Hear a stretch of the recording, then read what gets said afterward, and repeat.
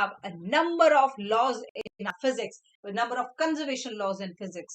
And when we talk about them, we have to understand, yes, all these laws are universal. They cannot be changed, but they can. And it happened. Let's see what are the changes occurs in the conservation laws. What are the basics laws of conservation in our physics world? So in that note, we have understood that several quantities that do not change. Okay. People used to say when a body is moving, it attains a kinetic energy. When it got stopped, that kinetic energy will try to combine in it and it will become a potential energy. As we are seeing this car is actually moving. How? It is moving from up to down. So when we count on how this kinetic energy, potential energy are related to conservation laws, then we have to proceed through some examples. See, I will start from the initial portion. See, as I have this particular car moving from upward direction, so I can say initially we have got three tables, so three lines, three energy levels over here. First is kinetic energy, second is potential energy, and third is total mechanical energy. So let's understand this thing. We all know that what is mechanical energy. Mechanical energy is the sum of total kinetic energy plus potential energy. It is the sum of kinetic energy and potential energy. So we have different relationship of height and speed. See, there is height, that is h. I'm going to mark it h. It is 0.40 meter. Then this is 0.35, then it is 30, then it is 25, then it is 20. These are the instants where we have calculated the height and speed. And then there is 15, then there was 15, then there is 10, and then there is 0.05, and then there is 0 meter. Okay, so there are variations. Let's count on the velocities also. When we talk about velocities, we have velocity. Initially, the velocity was 0, then 0.99, then 1.540, 0.99, then 1.40, then 1.71. Okay, let's consider with this 4 readings and relatable readings with the height. So I have potential energy 1, that is 10 into 9.8 into 0.40 meter. Then potential energy 2, that is equivalent to 10 into 9.8 into 0.35. Then potential energy 3 equals to 10 into 9.8 into 0.30. So now we are going to calculate and get all the three values for us, and the value would be come up to be potential energy 1 is around 39.2. Then potential energy 2, that is equivalent to 10 into 9.8 into 0.35. So it will be come out to be, that must be 34.3. Okay, we got the another value 34.23, that is 34.3. Now we will going to have the third value of potential energy, and that must be 10 into 9.8 into 0.3, and the value will be 29.4. It's okay, we will mark this value also. That's the value for potential energy. Now we will going to find the kinetic energy for all of them. Kinetic energy 1, that is equals to half mv square. So for that I need to mark 1 upon 2 into 10. We will going to mark it 5 for the next calculation. And here I have the velocity. Velocity is 0 when the car haven't started, into 0, and thus the kinetic energy 1 value is 0. Now we will going to mark kinetic energy 2. Yani ki 1 upon 2. 1 upon 2, I'm not going to mark 1 upon 2. I'm just marking 10 upon 2, that is 5. So I can directly mark 5 over here into the calculation for the velocity is 0.99. It's 5 into 0.99. Then kinetic energy for third end, that was around 5 into 1.40. Let us calculate these values also. And here we get the value. It's supposed to be 5 into 0.99 into 0.99. So 0.99 into 0.99 into 5, and that will be equal to 4.9. The answer is to be 4.9. I'm going to make it separate. Kinetic energy 3, that is equivalent to 1.44, 1.4 into 1.4. 5 into 1.4 into 1.4. That is equivalent to 9.8. It's okay. Let's mark it.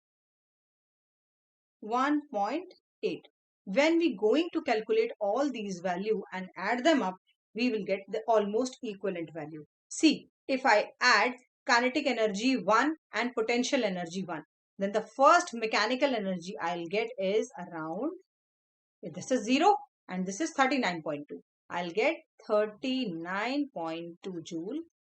Then talking about mechanical energy second, it will be 34.3 into 4.92, and it is almost equivalent to how much? The value of this addition must be 34.3 and the value to be 39.22.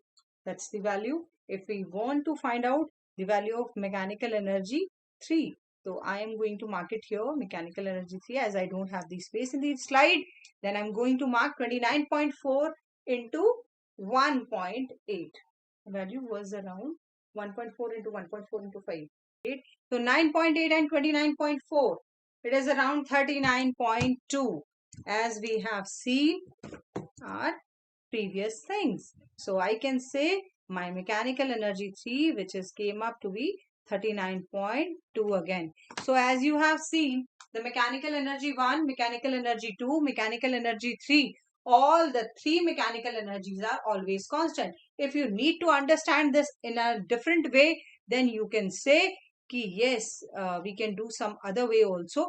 What is the other way? You can just check out the blue lines which are going down and green lines which are going up. If you got those things, you will get the values very easily. That as the blue line is going down, so at the same time the green line is also getting downwards. Sorry, green line is also getting upward. See, one line is down from blue and red. One line is down from red, then blue line will rise up. When blue line got rise up, red line goes down. And if you say, Guru, ma'am, what will happen at the center of the particular position? Suppose the height is around h. What will be the relation of kinetic energy and potential energy at the midpoint? Then yes, at half point, at h by 2, the kinetic energy will be equals to 1 upon 2 of kinetic energy, maximum kinetic energy you can say. And potential energy will become 1 upon 2 of maximum potential energy. And sum of them will again become 39.2. If you want, you can calculate it by your own. And you will get the result. Yes, Nishu ma'am was saying absolutely right. So for motion under the conservative forces, the total mechanical energy of a body is constant. Well, it doesn't matter in what position it is going on. If it is at height, the potential energy has to be maximum. If it is moving and its velocity is getting increased, when anything is coming downwards, if every body in the earth is going downwards, it will experience the acceleration due to gravity. And due to that acceleration due to gravity, its velocity will going to be increased continuously. Okay, so this is the first law of conservation, that is conservation law of what? Energy. Another concept came up, conservation of mass. I want to tell you Earlier, yes, it was okay. Conservation of mass. Mass is always conserved in a body, and people used to say conservation of energy. Conservation energy can either be created nor be destroyed. It can just transform from one body to another body. It was okay earlier, but now, as you guys have reached to 11th grade, I have to tell you, no, those conservation laws have some amendments. They were okay up till now, they were okay. Conservation of mass was considered as conservation law, but after the after the a small relation came out from Einstein sir, it was correct. It was considered in conservation laws till the advent of Einstein haven't come up. After the Einstein rule, after the Einstein relativity concept came up, everything will going to change then. What was the change? It was converted to law of conservation of mass plus energy. That means the mass and energy have a kind of relationship. यानी कि conservation law of conservation of mass plus energy. Now you will say, Guruma, we already know about law of conservation of mass, law of conservation of energy. Yes, but the thing after the concept of Einstein, sir, it has been changed. Then we can say mass can also be converted, mass can also be generated from energy, and energy can be generated from mass. He said, how? Any example of it? He said, yes. When you can say mass of a body, suppose a mass of a body is there, and he has given up a relation that is E equals to mc square, where energy E is the energy, m is mass, and c is velocity of light. We will going to study this in your grade 12, velocity of light. Yes, there was a relation. Energy can be converted into mass, and mass can be converted into energy. You can take an example of it. Each and every energy can convert it to mass. You say, how come? What is the relationship? If a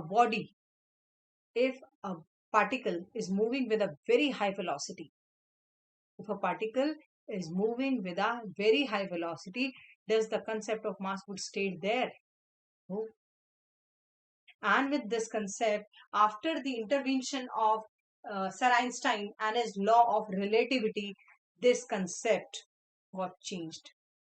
They can say, yes, energy can be created and energy can be destroyed with the help of mass. Energy can be converted into mass, and mass can be converted into energy. Whenever we try to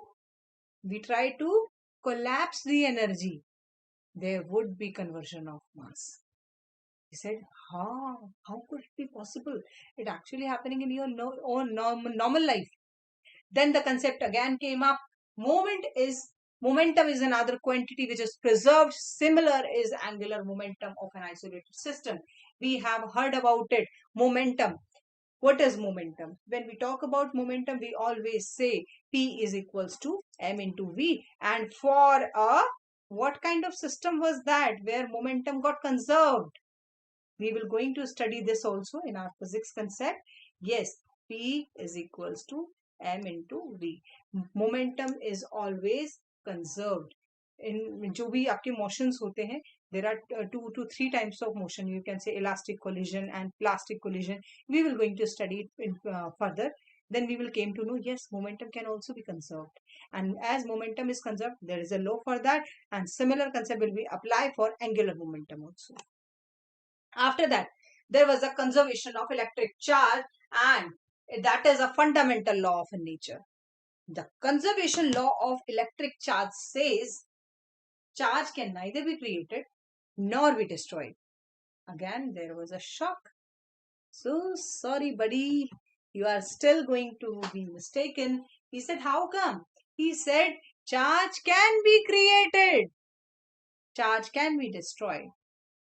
They took an example of atomic bomb. They took an example of atomic bomb.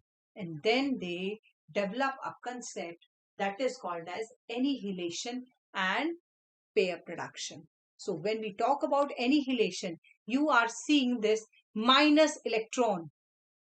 See, this is electron, that is a positron. Now you will going to ask, what is a positron, ma'am? Positron is a particle same as like electron, but it has opposite charge. Positron is just like electron. Positron is just like electron, only charge is reversed. Only charge is reversed. As charge is reversed in it, it has same charge, it has same mass, its structure is almost same. The only difference is of charge. It has positive charge, it has negative charge. Now you will say where it stayed. As we know, electron stayed at, where do electrons stayed? Electron never stayed. That's a nucleus, that's a proton. That's a proton, that is positive, that's a neutron, that does not have any charge. And these are the energy shells, K shell, M shell. Okay, electron stayed here. It never stayed, it tried to rotate.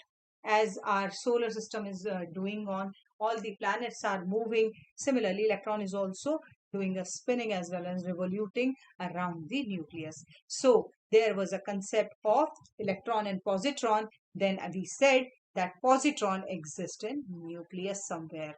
As all the positive charges exist there, na? Though we can say that positron is also stayed in nucleus.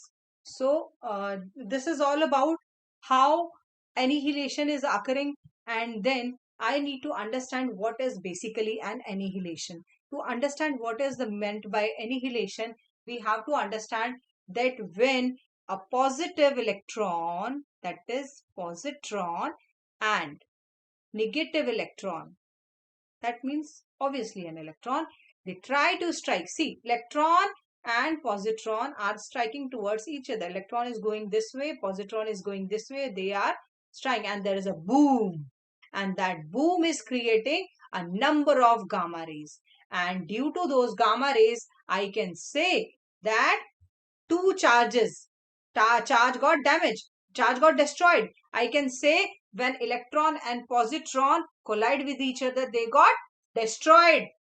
And with the result of it, number of gamma particles, number of gamma rays with tremendous amount of energy has been done. And this process is called annihilation. Similarly, the concept came up, what do you mean by electron pair production? I said, okay, electron pair production is also a very interesting concept. It is just reverse of it. See, if you can check out, the radiation is coming on, and as the radiation is striking this particular particle, see that it is going to strike here. The ray is coming, the yellow light is coming on, and it is striking, and after it is striking the particular atom, then electron and positron, that's electron and that's positron, they are moving out. So I can say, yes, I have created a charge. But the rule, what is the rule? The thing you said, charge can neither be created nor be destroyed. Rule got vanished. He said, not exactly. Your rules is not exactly vanished. But the concept is, charge can be created only when, electron can be created only when other charge of equal value and opposite to it will be created along with them. That means charge will be created but in pair, charge will be destroyed within the pair. Otherwise, if there would be an atomic bomb bombardment, then it is hardly, I can say it could be considerable that huge amount of positive charge will going to develop in the earth. and which is not possible. So in that case, I can say annihilation is a best example to understand that charge can be created, and pair production, electron pair production, is the best example to understand charge can be, sorry, annihilation is the best example to understand that charge can be destroyed, and pair production is the best example to understand the charge can be created. Correct. So with this note, I would like to say the new conservation law of electric charge is charge can be created, but in charge can neither be charge can be created, can be destroyed, but in pair. Note लो. ठीक है, आपका concept correct है. Conservation of electric charge is absolutely correct. But this concept will be applicable when there is a positron also. When there is a destruction of positive charge, then okay, electron will going to be destroyed. If there is a destruction of negative charge, then okay, positive charge, then positive charge is created, then electron will also be created. They will created in pair, they will going to destroy it in pair. Then another concept came up. There was number of laws, number of conservation attributes that has been developed, and they has been named as baryon, lepton number, and many others. They given up the numbers. The number of laws that have been modified, they have been given the numbers so that their identity, their values, their concept would be stayed with us. This is known as symmetry of space and time. As we all know that the space and time cannot change the conservation, you can say conservation entities, conservation values.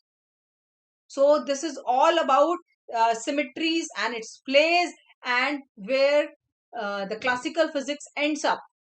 Modern physics came up in the world. Modern physics a bit different. Quantum physics is again a different version of it. But yes, nowadays we have progressed. We have reached a sky. We have developed a world of electrical, electronics, power electronics, and many more other fields with the help of this physical world only. So this is the end, guys.